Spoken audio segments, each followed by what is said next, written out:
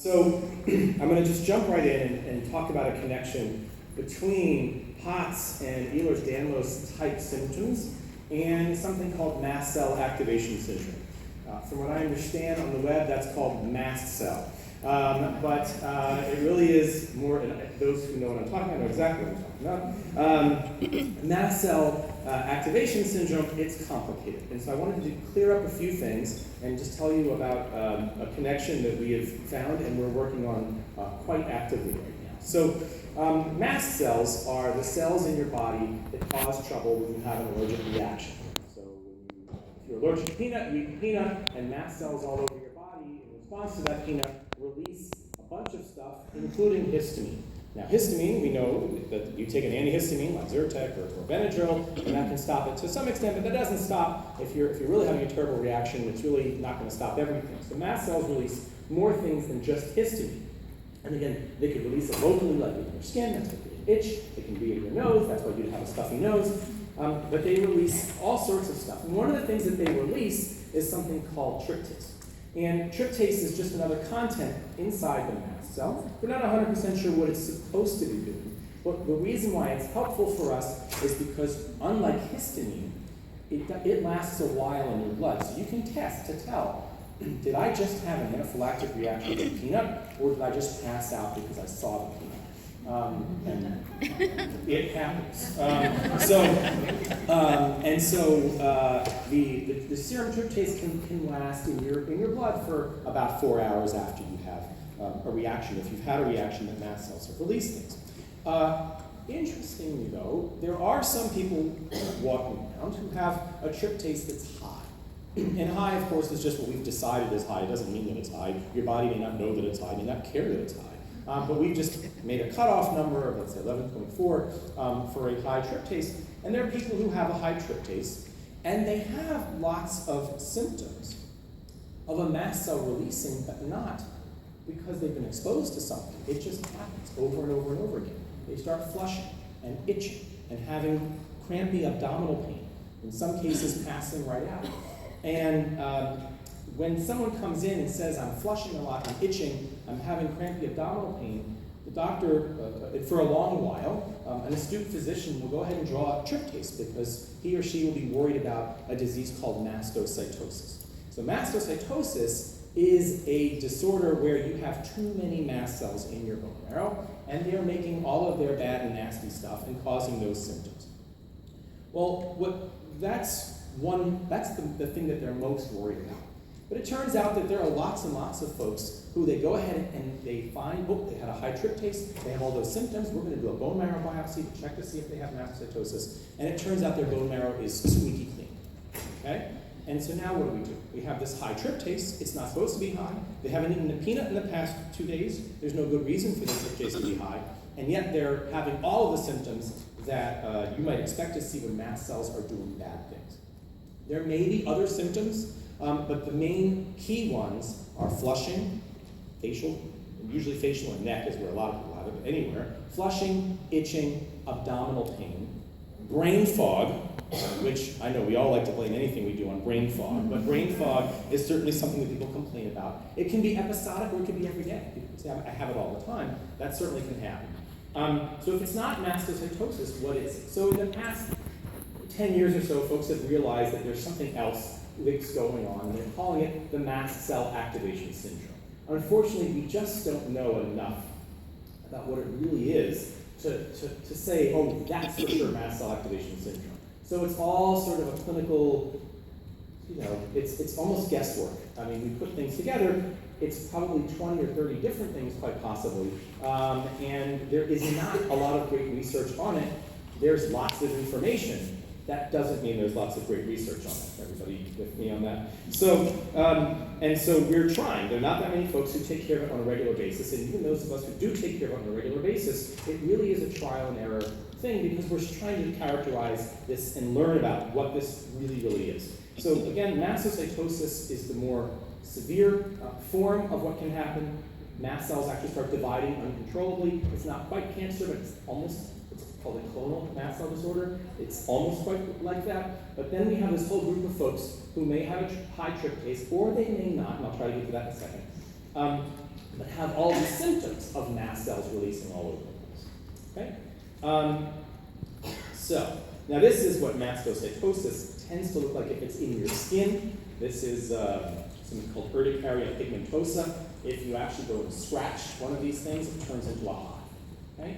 That is present almost never in people who have the mast cell activation syndrome. This happens when your bone marrow is just full of mast cells. This does not tend to happen when you have that high tryptase or not a high tryptase, and those recurrent nasty symptoms of itching, flushing, and abdominal pain and other stuff. So this is a bunch of pedigrees, okay? These are a bunch of families. And the females are circles, the males are square. This is no value judgment, it's just what someone did a long time ago. As you can see in multiple generations, and when it's filled in, it means someone's affected. And when it's empty, it means someone's not affected. And so what you can see here is this is already an old slide, and I apologize, but as of about 6 months ago, there are 26 families who are filled in. It says plus 14 because I just couldn't fit it in the slide anymore. And I would say now we're at about 50 or 60 families at this point in time, and 150 different patients who have a serum tryptase that's high and it's in multiple family members. Okay? Now that's not something that folks had recognized before, that you would come in, see your doctor who was astute enough to draw that tryptase, who then said, oh, you may have mastocytosis, and you got the bone marrow biopsy and it was normal. And then you said, well, what do I do now? Well, in a couple of cases, another family member said, you know what, I've got what so-and-so has. It's not as bad though, it must not be the same thing. Okay, boy, do I see that all the time. A family walks in, that's the sick one. That one, over there, not us. That one, over there. And you say, well, just do us a favor. Give us a blood sample, let's take a look. And we have yet to find anyone who had a high tryptase at baseline multiple times, didn't have mastocytosis, and did not have a first-degree relative with it. It just hasn't happened yet. About 4.5% of the population has a high tryptase at baseline. Again, just defined by where we say the cutoff is. There are some folks in these families whose tryptase is not high. It's a bit low, but they're carrying it because, for instance, they may have 2 children or 3 children with a high tryptase. So we know it's running in the family, and it doesn't necessarily run perfectly in terms of the tryptase being super high. It tends to be higher, even in those who don't quite make it over that threshold. And what do these families have? We call it familial hypertryptasemia in the sense that the tryptase is always higher. You always have some tryptase. That would be tryptasemia. This is hypertryptasemia, having a high tryptase level.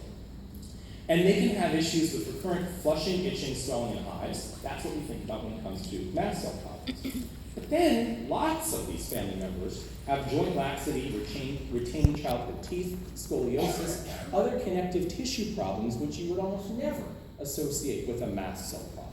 They can have anaphylaxis, bee sting allergy. They can have food issues that aren't necessarily an allergy. They can have lots of responses to medicines and smells that can't be explained and get blown off by their physician on a regular basis. They can have episodic belly pain. IBS is number 1 on the list of what these folks have. Dysmotility problems from stem to stern. I'm trying to think of an appropriate term. But there is just trouble moving things along. They get stuff stuck in their throat a lot. They have gallbladder issues. They've had gallbladders taken out. It doesn't usually take care of the issue. The gallbladders taken out, and a number of problems with moving things along. And then there is a substantial neuropsychiatric component of dysautonomia, anxiety, or neurologic and neuropsychiatric and neurocardiac, dysautonomia, anxiety, depression, chronic pain, and some behavioral issues as well. The key to this is that not every single person in every single family who's affected has every single one of these symptoms. I mean, it's just some do, and that's difficult, and they don't. But the key is this is being inherited. This is not something that you're acquiring at some point in time later on. Now, the story that I hear over and over and over again is I was doing fine, doctor. I was doing completely fine until when I was 29 years old, I got into a car accident, or I got into a divorce, or I had to have surgery, or something traumatic. And ever since then, all of this has been happening to me. Does this resonate? Yeah. But the thing is, it's not just then that it started. Okay, this is running in a family. Their tryptase was high from the day they were born. Folks who are affected with this, and actually, I just had a patient last week who came with her mom. Mom also had the high tryptase. They found it. Before they come to us at this point, I asked just to get the whole family checked, so we get the story of what's going on. And she said, I was completely fine until I gave birth to my first child. And then I've been having all of these issues. And I turned to the mom and I said, how many days of school did she miss when she was 8 years old because of belly pain? And the mom said, I can't count. Okay? So it had been going on, but you don't necessarily put it all together until it really starts to come on substantially. And again, a traumatic event seems to be what gets it going. Now, of course, the problem that happens there is that since it happened after a traumatic event, the doctor very often says, it's all in your head. Right? Bad. Don't ever say that. But don't ever say it is not at all in your head. Okay? If this thing, it's clearly both. We have definitely patients who've had substantial attacks right in front of us. They have their steroid. They put the steroid in the mouth and go, oh, I'm much better. Steroid can't possibly absorb for about a half an hour. Okay? So, and it's not even, I think that's great. If that's what works, that's absolutely great. But we have to acknowledge that there is both a component of what our brains are making us do, and a component of what the physiology of, we don't know exactly what's going on with this genetic problem. Both of them are happening. It's very important to pay attention to both sides of it. This is just to show you that 4.5% of the population has a high tryptase at that randomly decided cutoff that's right there. And actually, if you take people who have high tryptase, now this happened in Austria, and I don't quite understand exactly how this study happened, but an allergy clinic followed 15,000 consecutive people, and I guess because they have socialized medicine, they just sent off a tryptase on 15,000 consecutive people and asked, what do you have when you have a high tryptase? So this is all comers. This is not you're coming in because of X, Y, Z. They drew it on everybody. They did a survey on everyone. Number one, this must be a translation problem. Meteorism. If you know what it is, then that's good for you. I did not, and it was one of those moments when you Google something and burst out loud laughing and have to explain, this is gas. And so we're all laughing, but it is not funny if it's happening to you. Certainly not to the person next to you in the audience right now. And then muscle and bone ache, swinging mood, vertigo, tachycardia, flushing, diarrhea, hypotension, abdominal pain. Look at that. Okay? These symptoms must ring true for a lot of folks who are in here. So there's this amazing overlap between having this high tryptase and mast cell issues and having dysautonomic and POTS-like symptoms. And then somewhere in there is the connective tissue problems. I don't have all of the answers. I just am pointing out to you this genetic connection. It is a strong genetic connection, and we think it is an inherited genetic connection. And what I can tell you is that in the families who we are following, every single one of them does have exactly the same genetic problem. Okay? So we do know that it exists. I can't quite explain it to you yet because we don't understand it quite yet. It's the same part of the genome, it's the same area, and watch that space, we'll find out. But that means there is a very focal and specific cause for why this is happening. It's being inherited. Why it looks like absolutely nothing in Jimmy, and it's a complete, overwhelming, life-changing problem in Jimmy's brother, we don't know yet. But it does run in the family like that. It is there from birth. It's not magically showing up later on.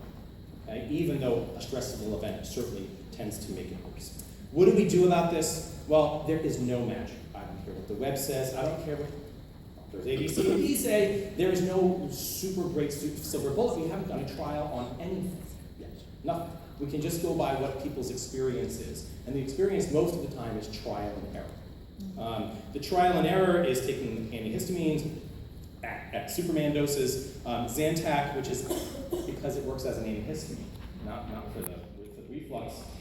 There's something called Gastrocrom, which was not used for anything for many, many years, but now appears to be helpful for some folks. That prevents the mast cell from releasing its stuff in theory.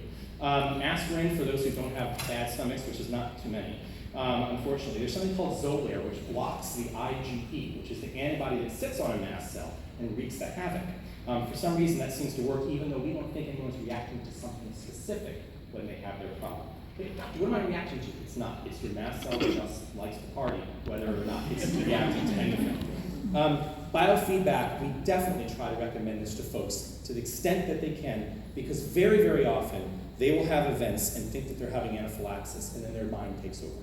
And they will just drop their pressure, they will pass right out, and yet they're not anaphylactic. They're not reacting to something. It's not their mast cells, but it's just a little tweak in their blood pressure or in some sensation, and their body just takes over and knocks them out. And if they take epinephrine, they feel better because it was your heart slowing down that caused the problem. So that's going to make you feel better no matter what. I mean, it doesn't feel good to have epinephrine, but it will resuscitate you, so you might think that was anaphylaxis. 95% of the time, it's not anaphylaxis in our patients who have this. And then we have to work carefully with various different of our partners, our medical partners, to work on the various other symptoms that are happening. It's really a symptomatic treatment so far that we are working on right now until we get a better sense of exactly what it is that is causing that. So again, we have a specific syndrome of high tryptase, mass activation, EDS-like symptoms, and dysautonomia in a dominant fashion, meaning every generation, boys and girls can be affected, 50-50 chance of inheritance. Many of these symptoms can be seen in families who do not have elevated serum tryptase. I see exactly this story in tons of families. This tryptase doesn't end up being high, but I couldn't possibly tell you without that lab who did and who did not have that high tryptase. And we have to watch that space to understand, is it the same genetic issue or not? We're working on it. We're trying to find the single genetic cause of this, and then in the meantime, it really is symptomatic treatment. It's not magic. We're going to try. I know that people get upset, doctor, you didn't fix everything, but we're working on it. So I leave it with that, and we can talk about it at some point later.